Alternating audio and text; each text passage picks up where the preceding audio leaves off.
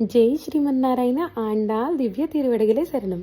ఈరోజు మనం 8వ పాసురం అర్థాన్ని తెలుసుకుందాం.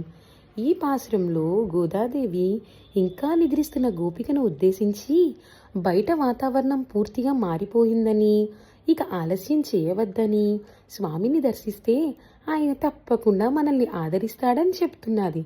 అయితే గోదాదేవి ఎలా మేల్కొల్పిందో చూద్దామా. తూర్పు దిక్కున ఆకాశం తెల్లబడ్డం చూడు. గేదెలు చిన్నపాటి మేత వేయడానికి పొలంలోకి విస్తరించి వెళ్ళడం చూడు. మిగిలిన గోపికలంతా కలిసి ముందుకు వెళ్తూ ఉంటే వాళ్ళని వెళ్ళనీయకుండా ఆపి నిన్ను పిలవడానికే నీ వాకిలి దగ్గరికి వచ్చి నిలబడ్డాను.